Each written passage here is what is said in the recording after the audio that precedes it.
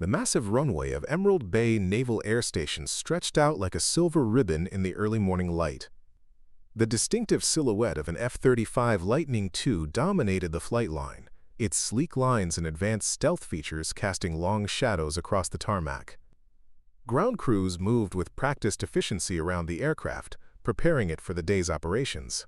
Before we jump back in, tell us where you're tuning in from, and if this story touches you, make sure you're subscribed, because tomorrow, I've saved something extra special for you. Lieutenant Commander Rodriguez handed a diagnostic tablet to Petty Officer Chen as they worked on an access panel of the fifth-generation fighter jet. "Did you hear about the inspection today?" he asked, wiping hydraulic fluid from his hands. Chen rolled her eyes. "Another one? Didn't we just have the Navy auditors here last month?" "Different this time. Some civilian contractor from Washington. System specialist, I think." Rodriguez shrugged dismissively. "Probably another desk jockey who's never seen the inside of a real aircraft." The junior mechanics continued their work, occasionally joking about bureaucrats and government contractors who couldn't tell a thrust vector from a targeting pod. Their laughter echoed across the flight line until the side gate opened, allowing a shaft of bright sunlight to cut across the tarmac. A figure stood silhouetted in the entrance. The person who entered wasn't what anyone expected. No pressed uniform with ribbons and insignia. No clipboard-wielding bureaucrat in a business suit. Instead, a woman in her mid-40s wearing a simple, unmarked flight jacket walked quietly onto the flight line. She carried only a tablet and a small personal kit. Nothing about her commanded immediate attention. No name tag, no rank insignia, nothing but the steady, measured pace of someone who knew exactly where she belonged. "That's her," whispered Chen to Rodriguez. "Doesn't look like much." Rodriguez shrugged. "Probably never even touched a real fighter." The woman, Morgan, according to the visitor badge clipped to her pocket, moved methodically across the flight line, occasionally stopping to make notes on her tablet. She seemed to take no notice of the sideways glances and whispered comments, her focus entirely on the aircraft and systems around her. When she approached the avionics bay that Chen was working on, she paused, watching silently. "Something I can help you with, ma'am?" Chen asked, not bothering to hide her annoyance at being observed. "Just documenting," Morgan replied, her voice quiet but assured. "Preparing and narrating this story took us a lot of time, so if you are enjoying it, subscribe to our channel. It means a lot to us." Now back to the story. Chen resumed her work, deliberately turning her back to the contractor. "Standard avionics diagnostic, nothing exciting." Morgan said nothing, but after observing for another moment, she reached past Chen and made a small adjustment to the diagnostic tool. The digital readout immediately stabilized, showing optimal signal strength. Chen blinked in surprise. "How did you experience?" Morgan said simply, already moving on to the next station. Chief Petty Officer Wilson, who had been watching the exchange, approached Chen after Morgan moved away. "Careful with that one," he said quietly. "What do you mean?" Wilson shrugged. "Something's off about her. Civilian contractors don't usually know their way around F-35 systems like that, especially not the ALIS interface calibration. That's specialized knowledge." Chen glanced over at Morgan, now examining a maintenance panel on the opposite side of the flight line. "Maybe she just got lucky." "Maybe," Wilson replied, but he didn't sound convinced. As the morning progressed, Morgan continued her methodical inspection of the aircraft and equipment. She moved with an economy of motion that suggested familiarity with military environments, though she wore no insignia to indicate any service background. The mechanics gradually returned to their work, though many kept casting curious glances in her direction. During lunch break, the squadron's maintenance chief pulled up her credentials on the secure terminal. The screen displayed only minimal information. Systems consultant, civilian contractor. "That's it?" Rodriguez asked, peering over the chief's shoulder. "No background, no qualifications." The chief shook his head. "Nothing else accessible at my clearance level." "Weird," muttered Chen. "Think she's some kind of corporate spy? Lockheed trying to steal secrets?" The chief chuckled. "On a jet they designed? Doubt it." Quote. Rodriguez pulled out his phone. "Let me try something." He typed Morgan's name into a search engine, scrolling through the results. Nothing. Not even a LinkedIn profile. Who doesn't have a digital footprint these days? Someone who doesn't want to be found, the chief said thoughtfully. Across the flight line, Morgan continued her inspection, seemingly oblivious to the discussion about her identity. She moved to the cockpit of the F-35 and peered inside, her fingers hovering over the controls without touching them. For just a moment, something flickered across her face, a look of recognition, perhaps even longing. The afternoon brought new challenges. As Morgan observed the communications systems check, she quietly suggested bypassing a secondary router when an error appeared. The system immediately responded, booting up normally. "How did you know that would work?" Chen asked, studying Morgan's face carefully. "Common issue with the Gen 3 system," she replied. "The bypass trick isn't in the manual, but most field technicians know about it." "But you're not a field technician," Chen said suspiciously.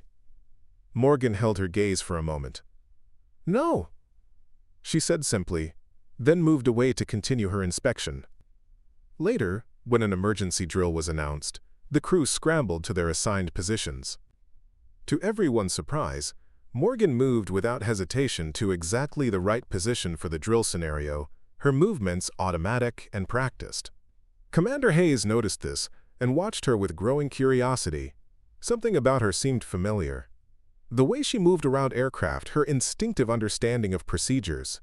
After the drill, he discreetly accessed a secure terminal and began searching through archived mission files. What he found made him freeze in place. On the screen was a grainy image from 15 years earlier, a younger Morgan Adler in full flight gear standing before an F/A-18 Super Hornet. The file was stamped, classified Operation Silent Saber, with a note, personnel record redacted by order of Naval Command. Hayes stared at the screen, then back across the flight line where Morgan continued her quiet inspection. Who was this woman really? And why was she back at Emerald Bay pretending to be a systems auditor? As the afternoon wore on, tensions on the flight line subtly increased.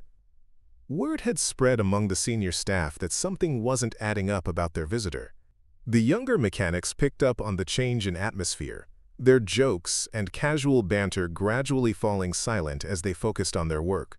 Morgan seemed to sense the shift as well.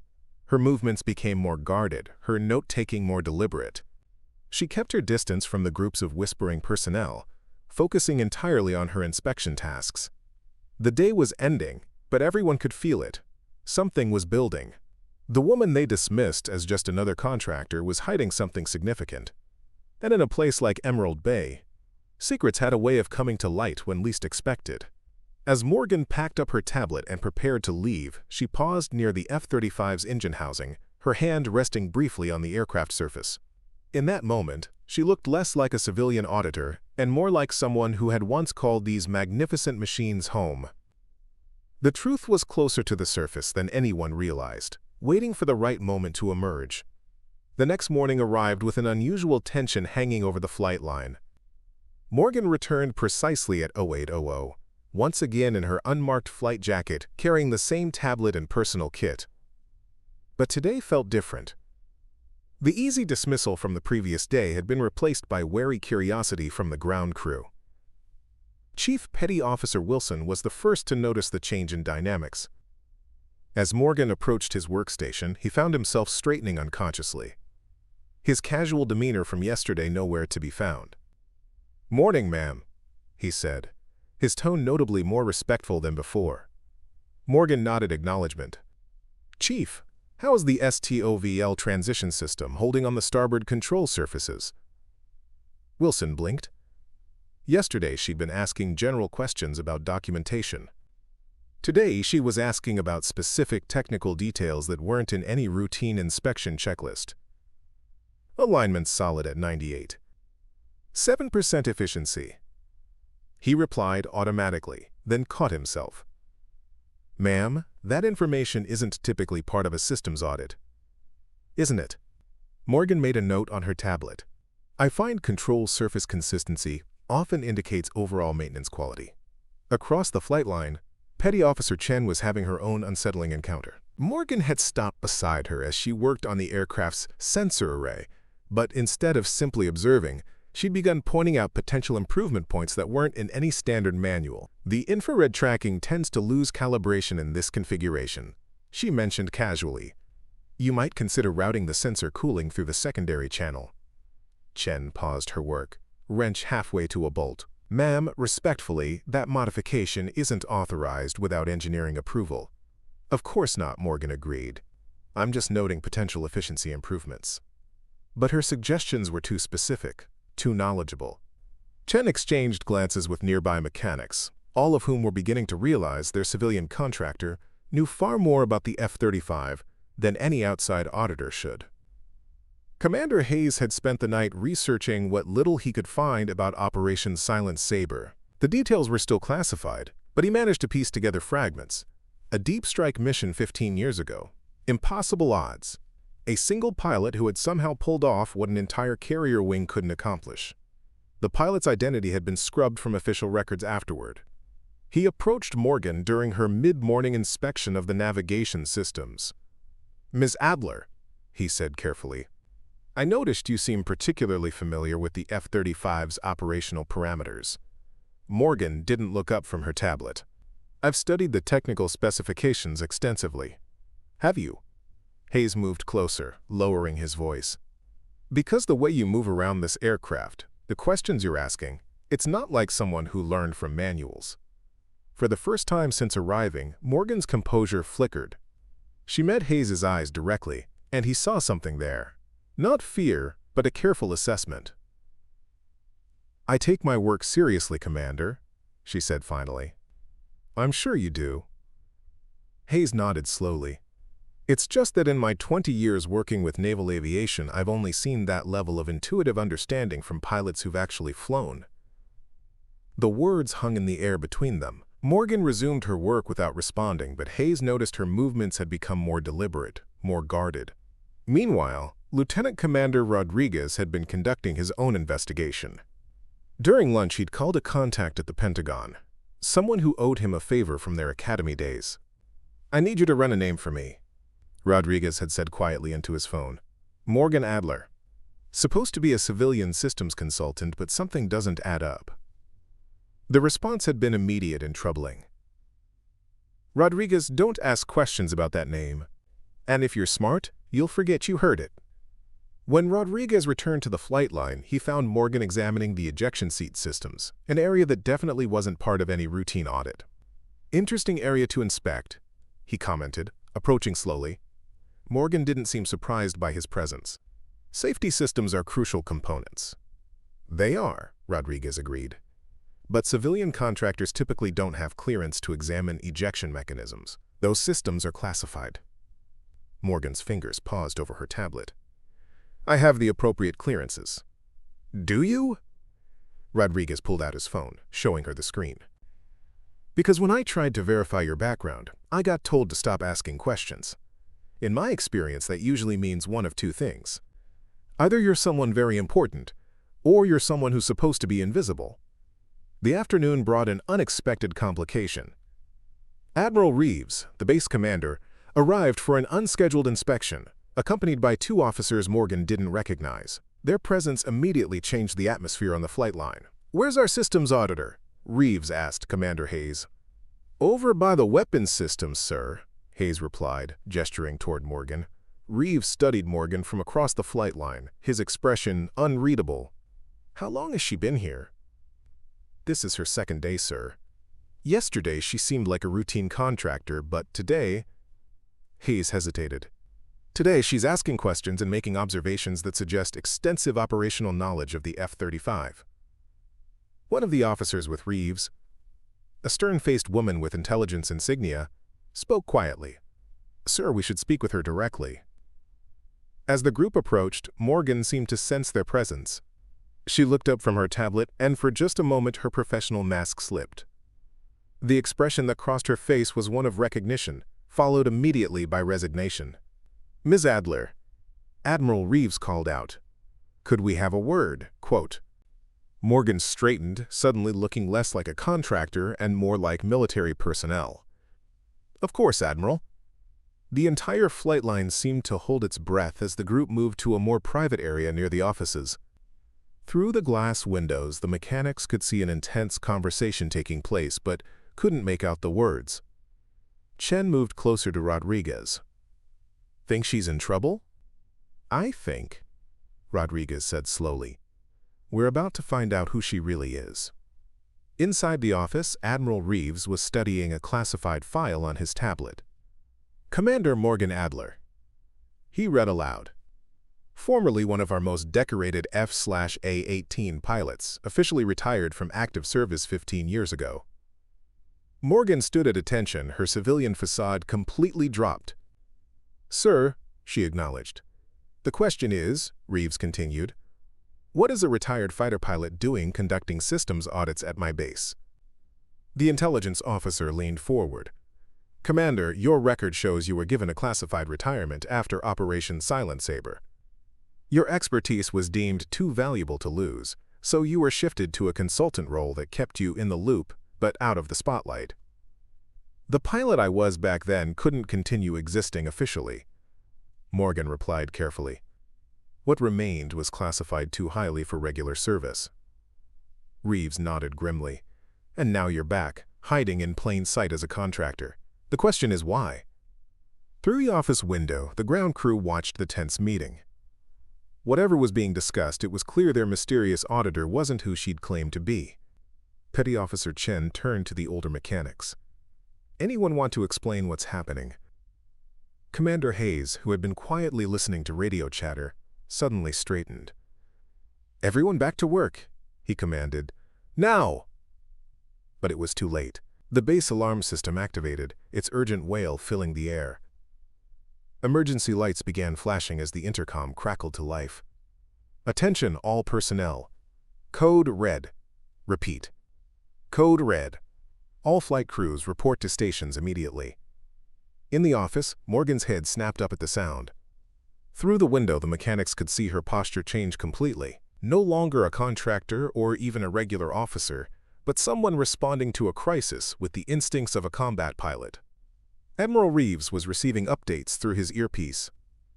"We have a carrier group under attack in the South China Sea," he said grimly.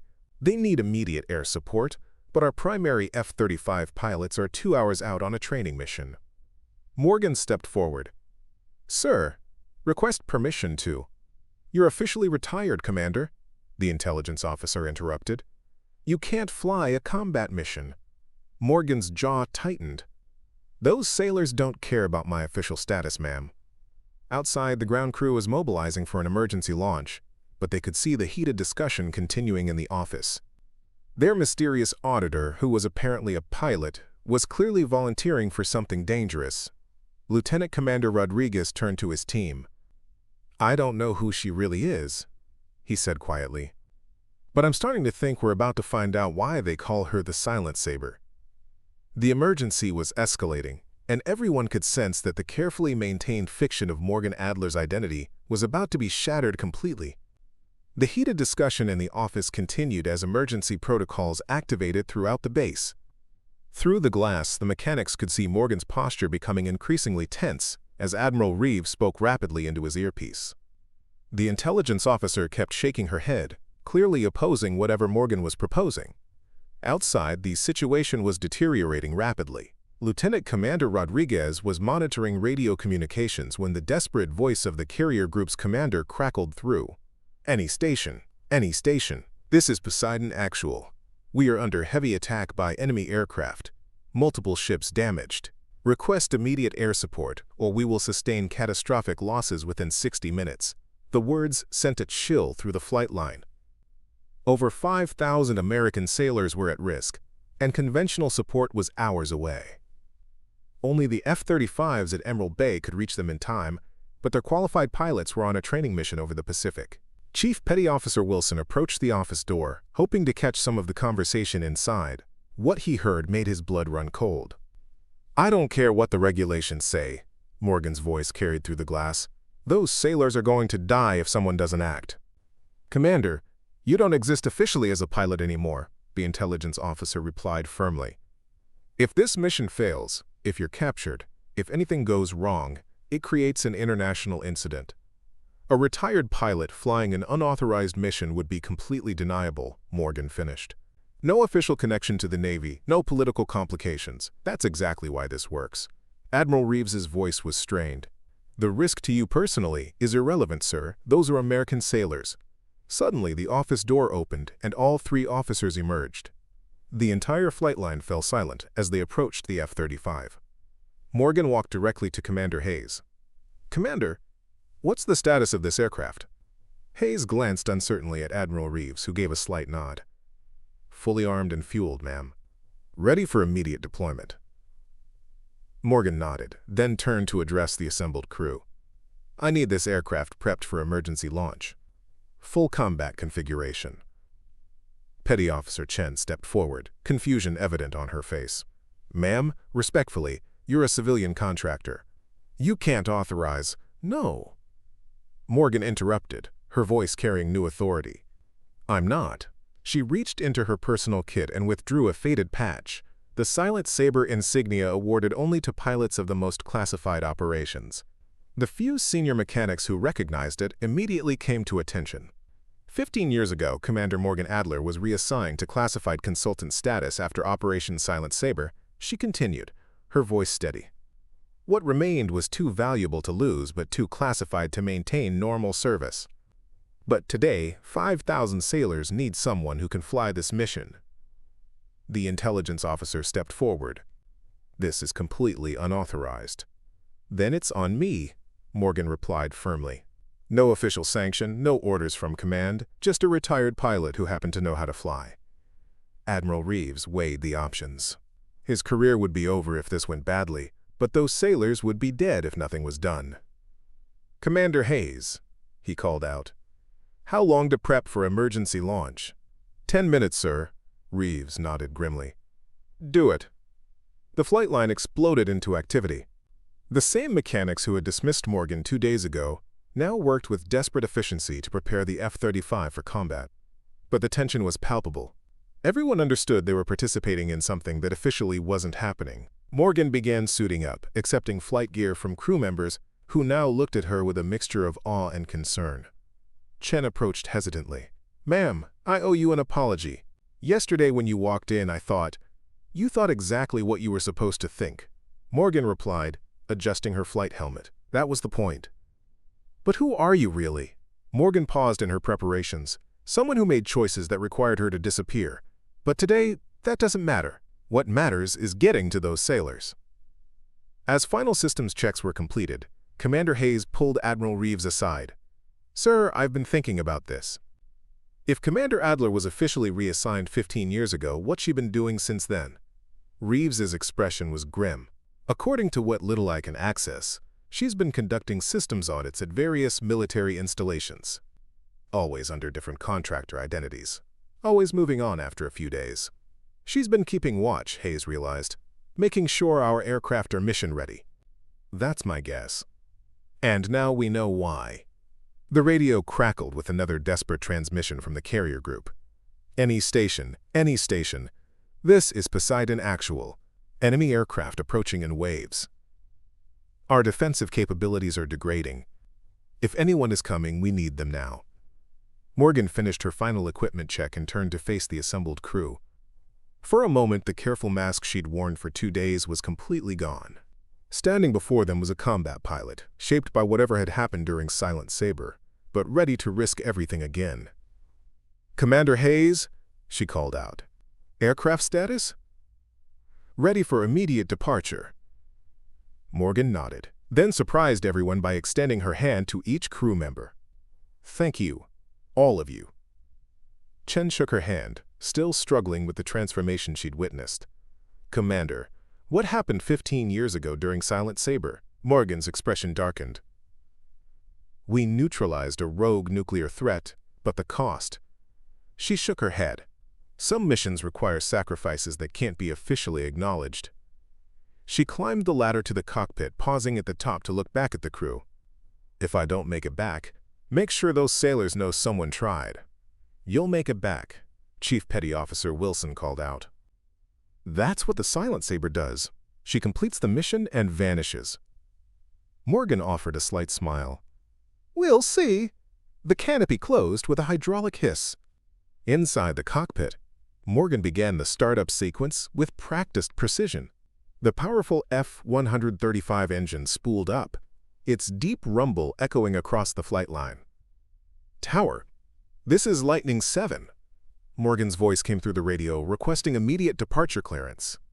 "Lightning 7, you are cleared for takeoff. Runway 09, winds light and variable." As the F-35 taxied toward the runway, Admiral Reeves turned to his intelligence officer. "This conversation never happened. This mission never occurred. Is that understood?" "Sir, if this goes wrong, 5,000 families don't lose their sons and daughters tonight. That's what matters." The distinctive silhouette of the F-35 lifted into the darkening sky, banking sharply toward its distant target. In the hangar, the crew stood in respectful silence, knowing they had just witnessed something extraordinary. Hayes spoke quietly to the group.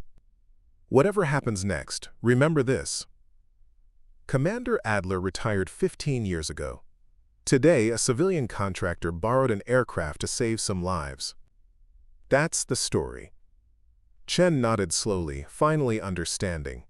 "She's been protecting us all along, hasn't she? Moving from base to base, making sure we're ready for moments like this."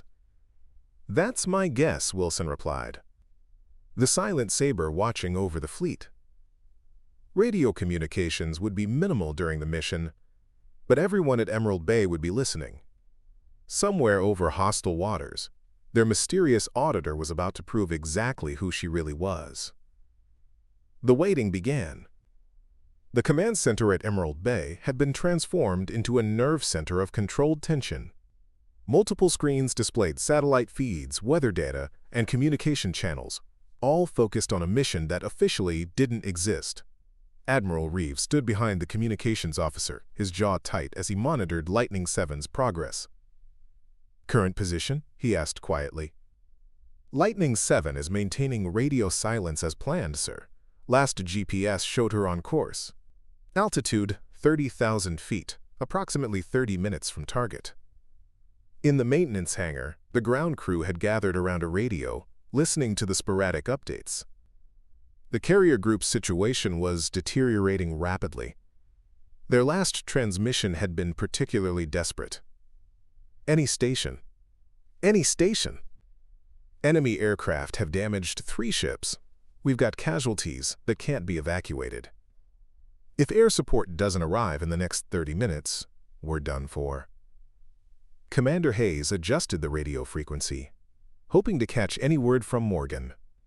"Stealth pilots usually maintain communications blackout during approach," he explained to the younger mechanics. "Too much risk of detection." Petty Officer Chen, who had spent the day grappling with her complete misjudgment of Morgan, spoke up. "Commander, what really happened during Silent Saber? Why was her record altered?" Hayes glanced around at the assembled crew, then made a decision. "What I'm about to tell you stays in this hangar. Understood?" Everyone nodded. 15 years ago, there was a situation in the Persian Gulf. Intelligence discovered a rogue nuclear weapon being transported on a civilian ship. Conventional forces couldn't intercept without risking detonation. Too many variables. Too much at stake. He paused, gathering his thoughts. Commander Adler volunteered for a solo mission. One FA-18, flying lower than anyone thought possible. Carrying experimental munitions that had never been tested in combat conditions. Lieutenant Commander Rodriguez leaned forward. "She pulled it off." "More than that." Hayes' voice dropped. "She didn't just complete the mission, she rewrote the book on what was possible." "But something went wrong," Chief Wilson guessed. Hayes nodded. "In the process, she had to make choices that weren't authorized. Rules of engagement were exceeded. Targets were eliminated that weren't on the approved list. Meaning? Meaning she saved millions of lives, but the political fallout would have been catastrophic if it came to light. So the brass gave her a choice: court-martial or disappear into the shadows. And she chose to disappear, Chen said quietly.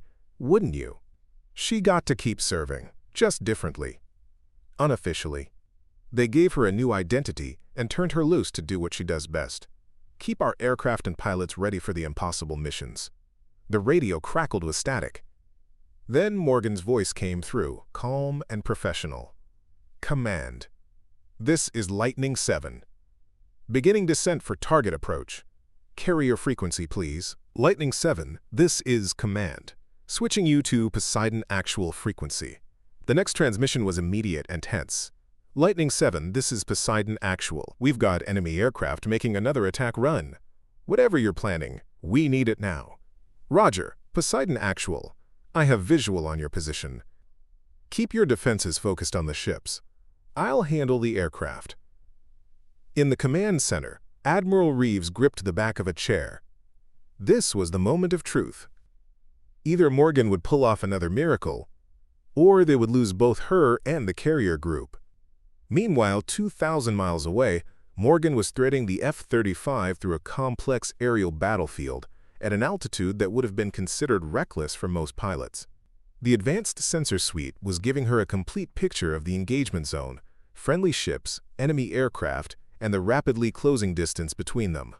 Poseidon actual, I have eyes on hostile forces. 20+ aircraft in 3 attack formations. Engaging now. The F-35's sophisticated targeting systems locked onto each enemy aircraft in sequence. Morgan's fingers moved over the weapons controls with practiced precision. Poseidon, actual, weapons hot. Stand by. Roger, Lightning 7. All ships on alert. Morgan completed the final targeting sequence. Fox 3. Multiple targets. The weapons bay doors opened briefly, releasing advanced air-to-air missiles that streaked toward their targets. Morgan immediately banked hard to the right, engaging the F-35 stealth systems to full capacity as she maneuvered for a second attack run. For several seconds, nothing happened. Then, the sky lit up with multiple explosions as each weapon found its mark. The first wave of enemy aircraft was engulfed in fire and smoke. Lightning 7, this is Poseidon actual. The voice over the radio was tight with emotion. Direct hits on all targets in first wave, but we've got 2 more waves incoming from different vectors. Just getting started, Poseidon, Morgan replied, already repositioning for the next engagement. Keep your people safe. I'll handle the rest. In the maintenance hangar at Emerald Bay, a cheer went up from the assembled crew. Chen found herself grinning despite the tension of the situation. But the mission wasn't over. Morgan still had to neutralize 2 more attack waves and then exit hostile airspace without being detected. Command, this is Lightning 7. Morgan's voice came through the radio, tension creeping in for the first time. I've been painted by hostile radar. Multiple surface-to-air systems activating. The celebration in the hangar died instantly. Everyone knew that being painted meant enemy missiles could be inbound. Admiral Reeves pressed his earpiece. Lightning 7. We have no assets available to assist. You're on your own. Understood, Command. Switching to full electronic countermeasures. For the next 40 minutes, they received only sporadic updates as Morgan engaged in a deadly aerial ballet, neutralizing the remaining enemy aircraft while evading increasingly sophisticated air defenses. Each brief transmission revealed a pilot operating at the absolute limits of human capability and aircraft performance. Second wave neutralized. Taking evasive action against SAM launch. Countermeasures deployed. Continuing mission. Final hostiles engaging. Fox 2. Targets destroyed. The waiting was agonizing. Chief Wilson turned to his crew. That's what real pilots do, he said quietly. They accept impossible missions and somehow make them possible. Think she'll make it back? Chen asked. Hayes was studying the flight plan on a computer terminal. If anyone can, it's her. The Silent Saber didn't get that nickname by accident. As the hours passed, tension in both the hangar and command center reached painful levels. The carrier group had been successfully defended, but there was still no word from Lightning 7.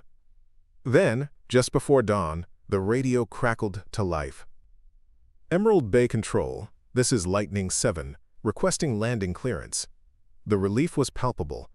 Morgan had done it again, completed an impossible mission and made it home. Lightning 7, you are cleared for immediate landing. Runway 09. Emergency vehicles are standing by as precaution. Negative on emergency vehicles. Control. Aircraft is undamaged. Standard landing approach.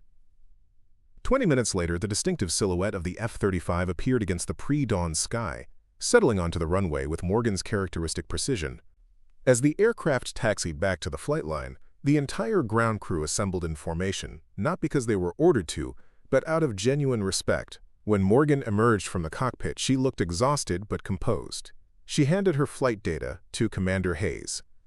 Aircraft performed flawlessly, she reported. No issues to note. Admiral Reeves approached with several senior officers. Outstanding work, Commander. Those sailors owe you their lives. Morgan simply nodded.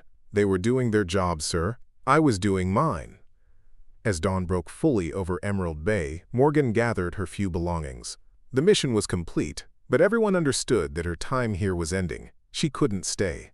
Too many questions would be asked. Too much attention drawn to someone who was supposed to be invisible. Chen approached her one final time. Commander, will we see you again? Morgan offered a slight smile. You'll never see me coming, Petty Officer. But when you need me most, I'll be there. She walked toward a waiting vehicle, then paused and turned back to the assembled crew. Take care of each other and take care of that aircraft. You never know when someone might need to borrow it. With that, she climbed into the car and was driven away, disappearing once more into the anonymity that had protected her for 15 years. The crew stood in respectful silence, watching until the vehicle disappeared from sight. They had witnessed something extraordinary. The return of a legend who had never really left, just remained hidden in plain sight, ready for the moment when impossible became necessary.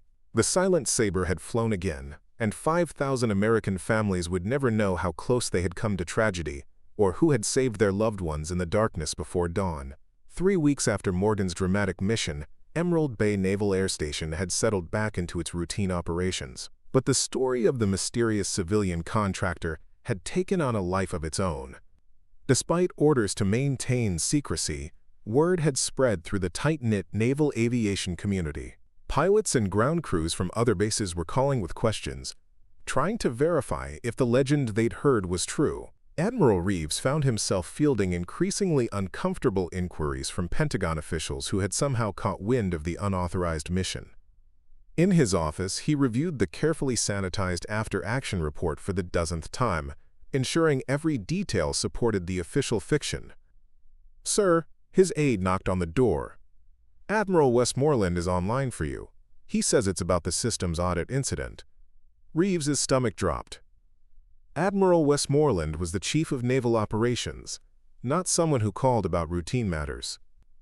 Admiral Reeves. The CNO's voice was carefully neutral when Reeves picked up. I understand you had an interesting visitor recently. Sir, I'm not sure what you're referring to. A civilian systems contractor who happened to be qualified to fly emergency missions in an F-35. Come now, Admiral. I may be old, but I'm not stupid. Reeves closed his eyes. Sir, I can neither confirm nor deny. Relax, Admiral. You did the right thing. Those sailors are alive because you made a command decision, but we need to talk about the bigger picture. Meanwhile, at the flight line, the ground crew was dealing with their own complications. A team of naval intelligence investigators had arrived that morning asking pointed questions about the contractor who had been present during the emergency. Commander Hayes faced the lead investigator, Captain Reynolds, across a small table in the maintenance office. So this Morgan Adler. Reynolds consulted his notes. She was here for how long? 2 days, sir. Routine systems audit. And during the emergency, she just left? Hayes kept his expression neutral. Yes, sir. I assume she didn't want to interfere with military operations. Reynolds studied Hayes's face carefully. That's interesting, Commander, because we have radio recordings that suggest a civilian contractor was present during mission planning. Sir, There was a lot of confusion during the emergency. People might have misspoken.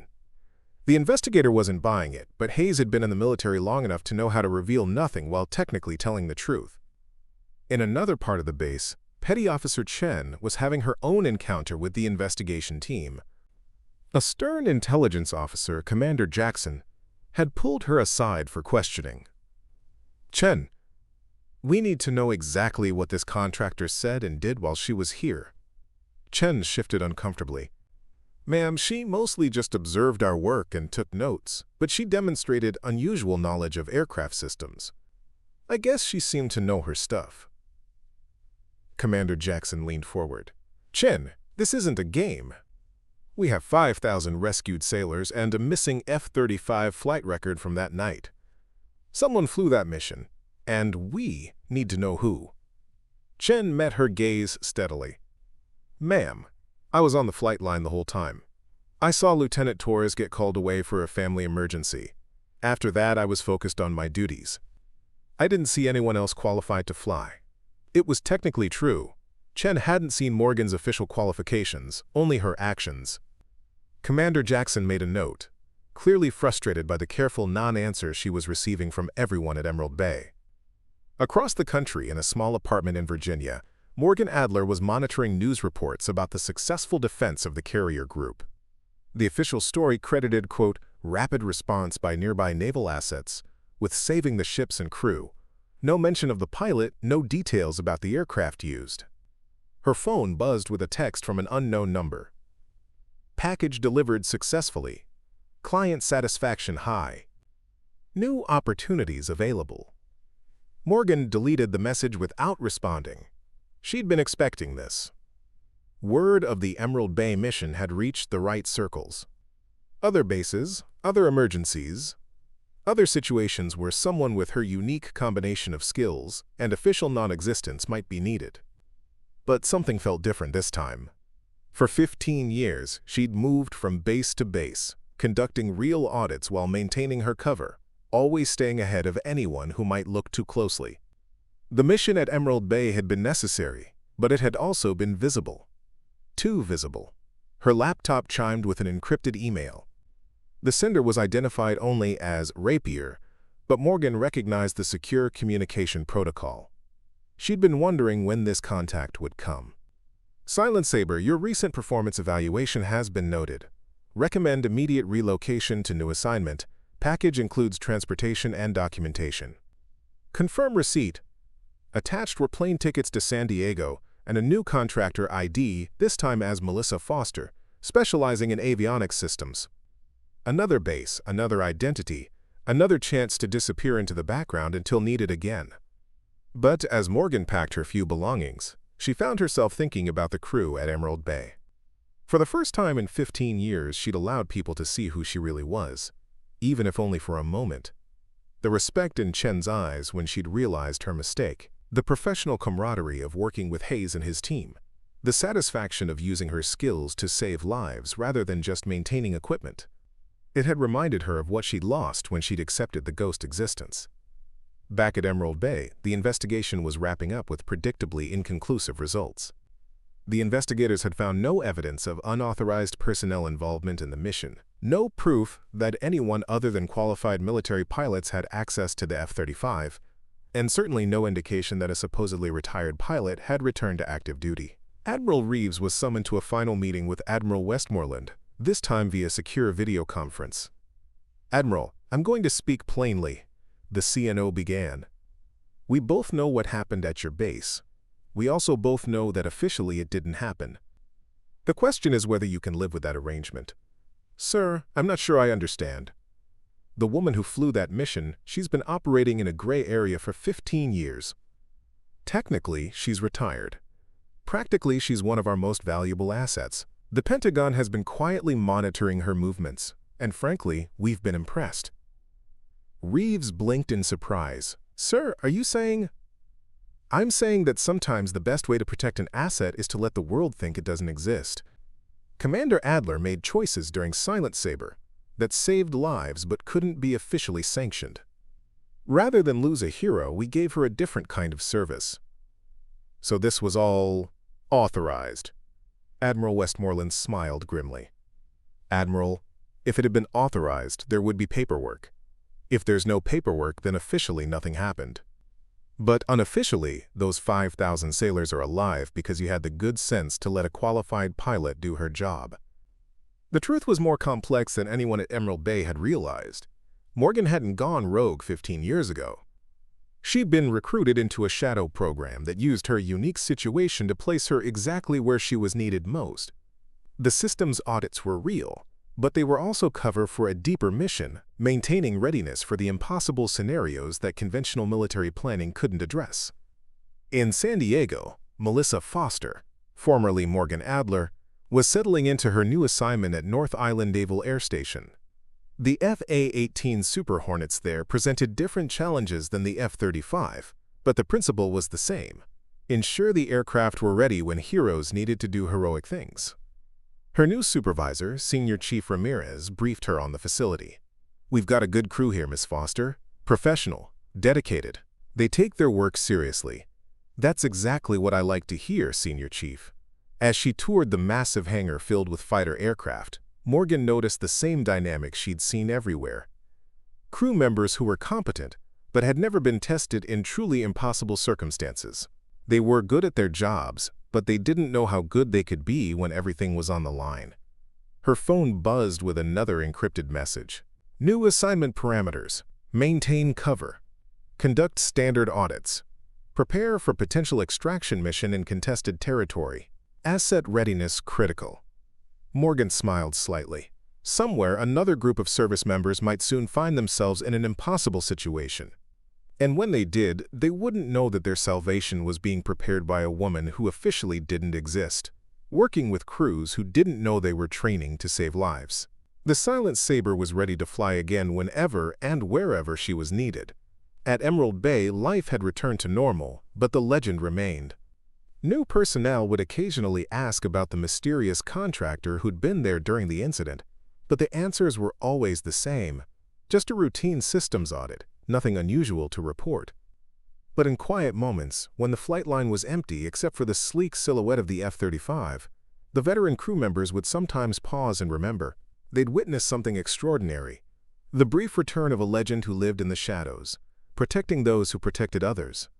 And they knew that somewhere out there she was still watching, still ready, still ensuring that when the impossible became necessary, someone would be prepared to make it possible.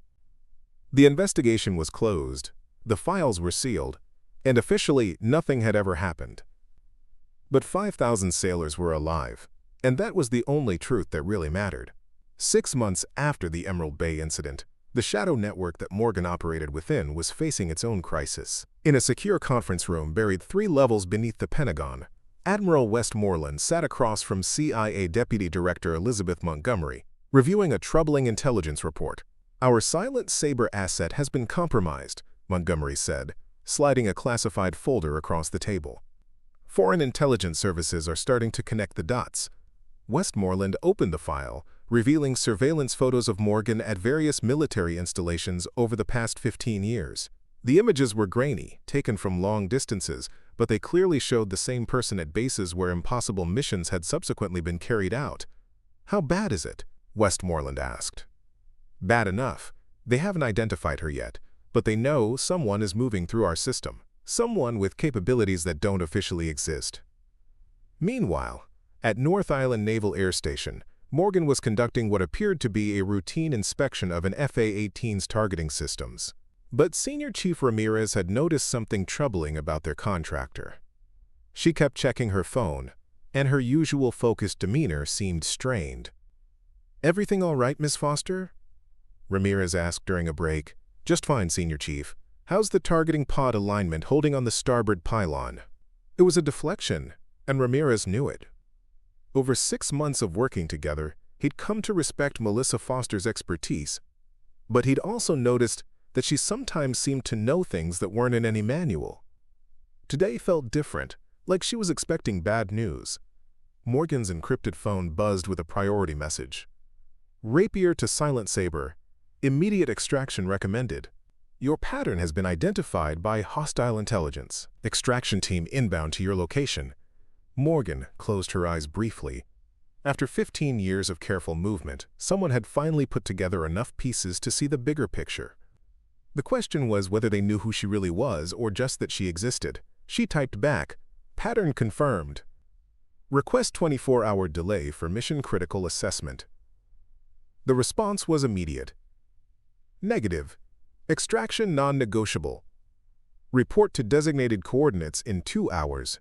But Morgan had noticed something during her inspection that morning. Signs that North Island was about to become much more important than anyone realized. Equipment staging, unusual flight planning, personnel assignments that suggested a major operation was being prepared. If she disappeared now, there might not be anyone qualified to handle whatever crisis was developing. At Emerald Bay, Petty Officer Chen, now promoted to Chief Petty Officer, was monitoring communications when an encrypted priority message came through. The content made her sit up straight. Intelligence indicated that foreign operatives were actively hunting for a phantom pilot who had been involved in several classified missions. Chen immediately contacted Commander Hayes. "Sir, you need to see this intelligence brief. It's about our contractor from last year." Hayes read the message with growing concern. "They're looking for her. Sir, should we warn her somehow?" Hayes was quiet for a moment. "Chen, officially, we don't know who she is. We had a systems contractor named Morgan Adler who did routine work and left. That's all we know. But unofficially, I hope whoever is looking out for phantom pilots is keeping them safe." Back at North Island, Morgan was facing an impossible choice. Her extraction team would arrive in 90 minutes, but abandoning her post now felt like betraying the principles that had driven her for 15 years. She'd accepted the ghost existence to serve a purpose, protecting people who couldn't protect themselves. Senior Chief Ramirez approached her workstation. "Miss Foster, we just received orders to prep 6 F/A-18s for immediate overseas deployment. Special Operations Support." Morgan's blood chilled. Special operations meant high-risk, low-visibility missions. Exactly the kind of situation where having someone with her experience embedded in the support structure could mean the difference between success and disaster. "Timeline?" she asked. "Wheels up in 12 hours, full combat load, destination classified." Morgan made her decision. She typed an encrypted message. "Silent saber to rapier. Cannot extract at this time. Special operations deployment imminent. My skills are needed here." The response was immediate and angry. "Extraction is not optional. Your cover is blown. Report to extraction point immediately." "Negative," Morgan typed back. "Mission takes priority." For the first time in 15 years, Morgan Adler was officially disobeying orders. But she'd learned something important during her time in the shadows. Sometimes the greatest service required the greatest sacrifice. She turned off her encrypted phone and focused on the F/A-18s being prepared around her. 6 aircraft. Elite Special Operations teams. Destination unknown but certainly dangerous. If something went wrong, if the mission parameters changed, if the impossible became necessary, she would be there. Ramirez noticed her sudden focus. "Something wrong, Miss Foster?" "Just want to make sure everything is perfect, Senior Chief. These crews are going into harm's way." 20 minutes later, Morgan's extraction team arrived at North Island, posing as Pentagon auditors conducting a surprise inspection. Their leader, a cold-eyed woman in a civilian suit, approached Ramirez. "We're looking for your systems contractor, Melissa Foster. We need to speak with her immediately." Ramirez's instincts kicked in. These people didn't feel right. Too tense, too focused, too much like hunters who'd found their prey. "I'm sorry, but Ms. Foster is conducting critical mission prep work. She can't be interrupted." "This isn't a request, Senior Chief. And this is a military installation preparing for combat operations," Ramirez replied firmly. "No one interrupts mission-critical work without proper authorization." The woman in the suit pulled out credentials that looked official but felt wrong. "These are proper authorization." Ramirez pretended to study the credentials while subtly activating a silent alarm that would alert base security. Something was very wrong here. Meanwhile, Morgan had noticed the commotion near the hangar entrance and recognized the signs of an extraction team that had shifted into hunting mode. They weren't here to protect her anymore. They were here to eliminate a security liability. She moved deeper into the hangar, using the massive aircraft as cover while she assessed her options. The FA-18s were nearly ready for deployment, but the special operations teams hadn't arrived yet. If she could just maintain her cover for another few hours. Her commercial phone rang, the one not supposed to exist in Melissa Foster's identity. Only one person had that number. "Chen," she answered quietly. "Commander, wherever you are, you need to know there are foreign intelligence operatives actively hunting for you. But there's also something else. We're monitoring chatter about a planned attack on Special Operations Forces tonight, wherever they're deploying." Morgan closed her eyes. The mission she was supporting wasn't just dangerous. It was compromised. And she was the only person in position to do anything about it. "Chen, I need you to contact Admiral Reeves immediately. Tell him the Silent Saber says check the manifest on tonight's special deployment. Someone on the inside is feeding information to the enemy." "Commander, are you safe?" Morgan looked across the hangar at the extraction team that was now systematically searching for her.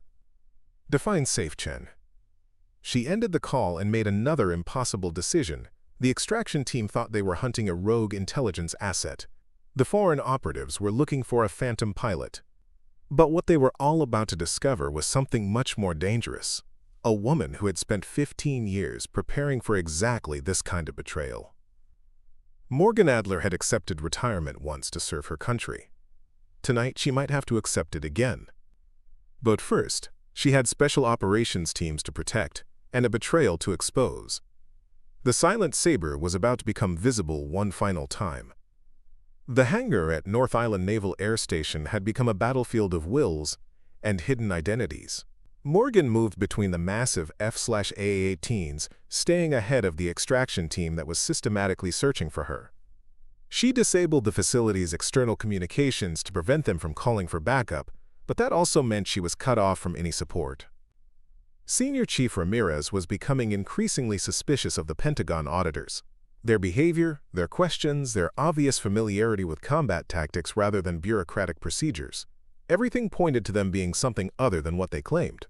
"Ma'am," he said to the team leader, "I'm going to need you to wait in the visitor area while I contact my commanding officer."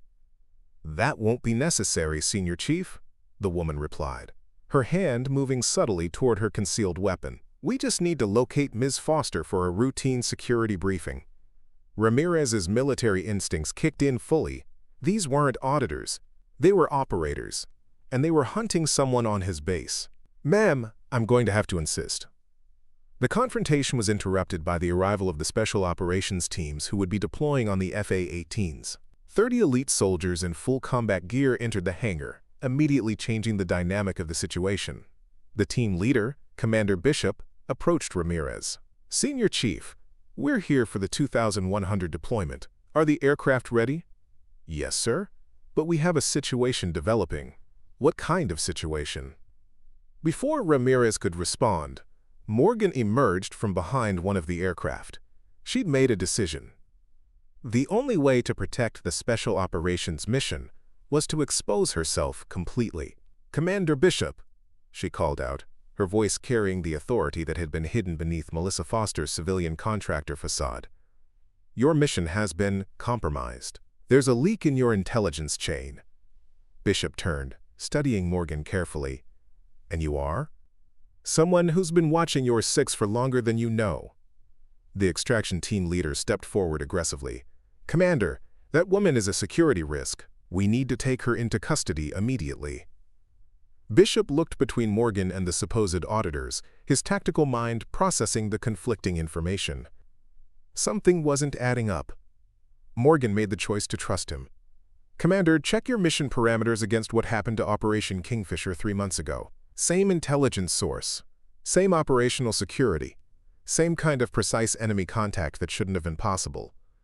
Bishop's expression sharpened. Operation Kingfisher had been a disaster, a supposedly secure special operations mission that had walked into a perfectly prepared ambush. Only quick thinking and superior training had prevented it from becoming a massacre. How do you know about Kingfisher? Bishop demanded. Because I've been tracking the pattern for 3 years. Someone in your intelligence chain has been feeding information to enemy forces. Tonight's mission follows the same profile. The extraction team leader was reaching for her weapon when Senior Chief Ramirez stepped between her and Morgan. Ma'am, I'm going to need to see some actual credentials, the kind that can be verified through official channels.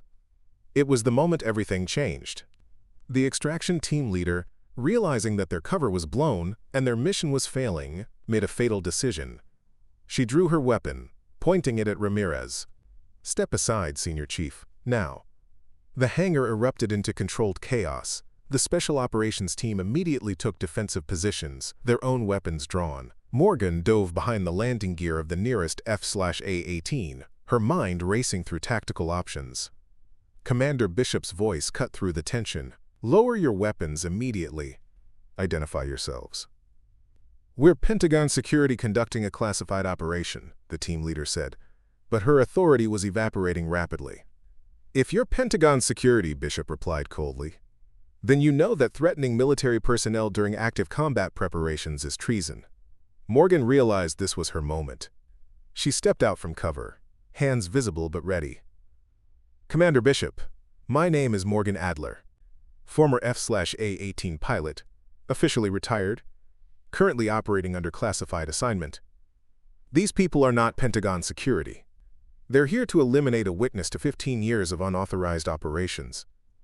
Bishop studied her face, then spoke into his radio. Base security to Hangar 3, Priority 1.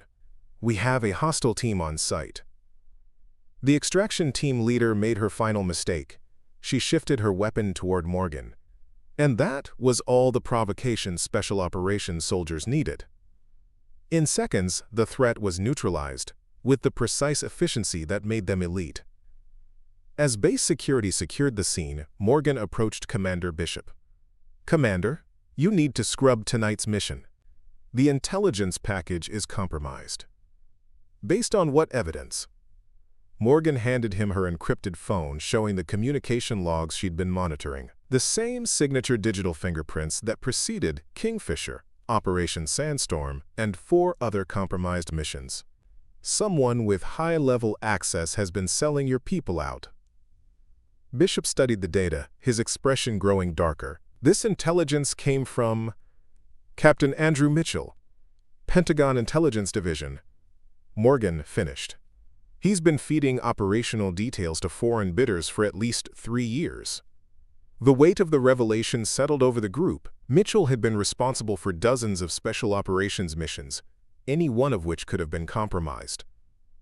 Why should we trust you? Bishop asked. Morgan looked around the hangar at the faces watching her. Senior Chief Ramirez, who'd protected her despite not knowing who she really was. The special operations soldiers who'd risked themselves to defend strangers. The support crew who just witnessed their carefully ordered world turned upside down. Because 15 years ago, I made a choice to disappear rather than let political convenience override what was right. Tonight, I'm making the choice to reappear for the same reason. Commander Bishop made a command decision. Senior Chief Ramirez, I need secure communications to Pentagon operations. Priority Alpha.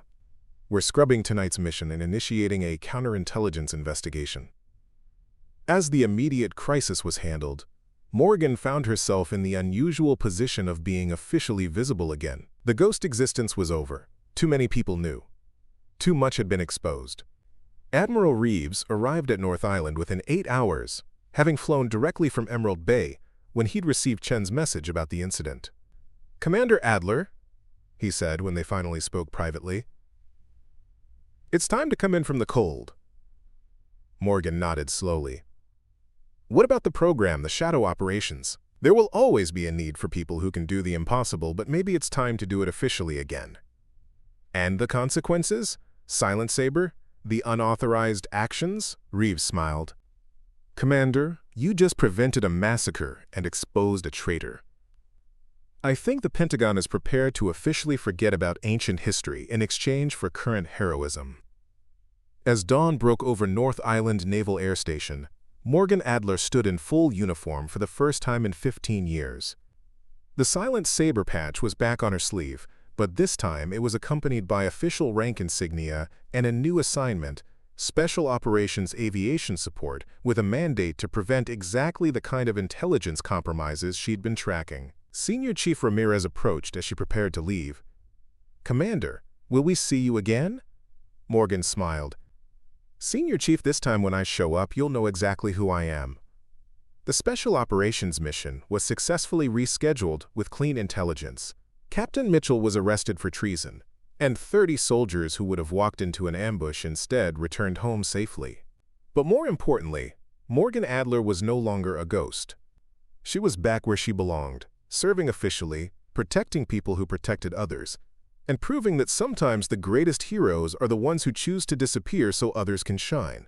The Silent Saber had finally come home. 1 year later, the flight line at Emerald Bay Naval Air Station was bustling with activity as dignitaries, military personnel, and media representatives gathered for an unprecedented ceremony. The event had been classified until the morning it occurred, but now the story of the Silent Saber was finally being told officially. Chief Petty Officer Chen, now the senior maintenance supervisor on duty, directed the final preparations with quiet pride. The F-35 Lightning II gleamed under the morning sun, its surface meticulously maintained by a crew that had never forgotten the night their mysterious contractor had saved 5,000 lives. Admiral Reeves stood at the podium, reviewing his remarks one final time. After a year of classified hearings, congressional briefings, and Pentagon reviews, the decision had been made to reveal the truth about the Shadow Operations program and about the pilot who had made it work. "Nervous, sir?" Chen asked as she approached. Reeves smiled. "A little. It's not every day you get to officially resurrect someone from the dead." At the back of the ceremony, Senior Chief Ramirez from North Island had arrived with several members of his crew. They'd requested permission to attend, having become part of the story themselves. "Think she'll actually show up?" Ramirez asked Commander Hayes. "She'll be here," Hayes replied confidently. "The Silent Saber has never missed a mission." As if summoned by his words, a familiar figure appeared at the edge of the flight line. But this time Morgan Adler wasn't wearing an unmarked flight jacket or civilian contractor credentials. She walked in wearing the full-dress uniform of a naval commander with ribbon bars that told a story of exceptional service and a newly minted set of wings that reflected her official return to active duty. The assembled crowd fell silent as she made her way toward the front of the ceremony. For many of the younger personnel present, this was their first glimpse of the legendary pilot they'd heard whispered about in ready rooms and maintenance bays across the Navy. Admiral Westmoreland, who had flown in personally for the ceremony, stepped forward to greet her. "Commander Adler," he said formally, then smiled. "It's good to have you back officially." "Thank you, sir. It's good to be back." Admiral Reeves called the ceremony to order. "Ladies and gentlemen, today we honor not just an exceptional pilot, but a model of what it means to serve with honor, even when that service cannot be recognized." He paused, looking directly at Morgan. 15 years ago, Commander Morgan Adler was officially retired from active service during a classified mission. Today we're here to correct the record, and to recognize not just her continued service, but her continued sacrifice for this nation in ways that few could imagine and fewer still could accomplish. The formal citation was read, detailing Morgan's official achievements: her exceptional performance during Silent Saber, her successful deep cover operations maintaining aircraft readiness across multiple installations, her prevention of the North Island betrayal, and her instrumental role in exposing the intelligence leak that had cost American lives. But for Morgan, the most meaningful moment came when Admiral Reeves called forward the ground crews from Emerald Bay and North Island.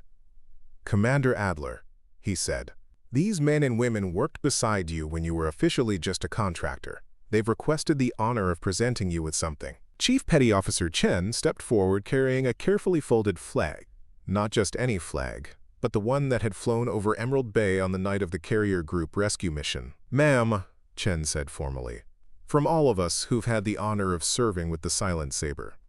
As Morgan accepted the flag, Ramirez spoke up from the assembled crew. "Ma'am, we just want you to know. We never doubted you were exactly who you needed to be when you needed to be it. The emotion on the flight line was palpable. This wasn't just a military ceremony. It was a family reunion." Admiral Westmoreland took the podium for the final remarks. "Commander Adler will be assuming command of the newly formed Special Operations Aviation Readiness Division. Her mission will be to ensure that when our people meet the impossible, someone is prepared to make it possible. After the formal ceremony, Morgan found herself surrounded by well-wishers and colleagues, but she noticed someone standing quietly by the F-35, a young sailor she didn't recognize. She approached him. "Petty Officer Johnson." She read from his name tape. "Yes, ma'am. I just wanted to say thank you. My sister was on the USS Washington that night. She's home now, starting medical school next month, and she'll save countless lives because of what you did." Morgan felt the weight of everything that had led to this moment. The choices, the sacrifices, the years of invisible service. "Your sister saved herself, Johnson. I just provided transportation." As the crowd began to disperse, Morgan walked over to the F-35, running her hand along its familiar surface. Chen joined her. "Strange to be back officially?" she asked. "In some ways," Morgan replied. "But you know what? The mission hasn't changed. Take care of the aircraft, take care of each other, and be ready when the impossible becomes necessary." "And now?" Chen asked. Morgan smiled, looking around the flight line at the faces of people who had become more than colleagues. They'd become proof that service and sacrifice were recognized, even when they couldn't be acknowledged. "Now I get to do it all officially, with backup, with support, and with the best ground crews in the Navy." Senior Chief Ramirez approached with a tablet. "Ma'am, your first assignment just came through. There's a situation developing overseas that might require someone with your particular skills." Morgan looked at the mission parameters, then at the assembled crew that would support her. For 15 years, she'd worked alone, invisible, and officially non-existent. Now she had something she'd almost forgotten she missed: a team. "Well then," she said, her voice carrying the quiet confidence that had made her a legend. "Let's get to work." As the ceremony concluded and the crowd departed, the F-35 stood ready once again.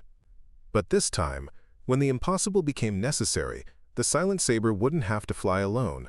Morgan Adler was officially back, and the skies would never be the same. The story that had begun with dismissal and doubt had ended with recognition and respect. Sometimes heroes hide in plain sight, waiting for the moment when the world needs them most. And sometimes, if we're very lucky, we get to witness the moment when they step back into the light. The Silent Saber had finally come home to stay. The ghost had become flesh and blood again, proving that true courage isn't just about facing danger. It's about facing anonymity, isolation, and sacrifice with the same determination. It's about finding the strength to disappear when duty requires it, and the even greater strength to reappear when justice demands it. As Morgan climbed into the cockpit of her F-35 for her first official mission in 15 years, she carried with her not just the weight of responsibility, but the lightness of purpose that comes from finally being able to serve in the full light of day. The shadows had been her home for so long, but now she could soar in the sunlight, her skills and sacrifice finally acknowledged by those she had protected for so long. The roar of the engines drowned out the applause as she taxied toward the runway, but the message had already been received. Sometimes the most powerful weapon isn't a stealth fighter or advanced technology. It's the quiet determination of one person who refuses to let politics, procedure, or personal risk stand in the way of doing what's right. Up next, you've got 2 more standout stories right on your screen. If this one hit the mark, you won't want to pass these up. Just click and check them out. And don't forget to subscribe and turn on the notification bell so you don't miss any upload from us.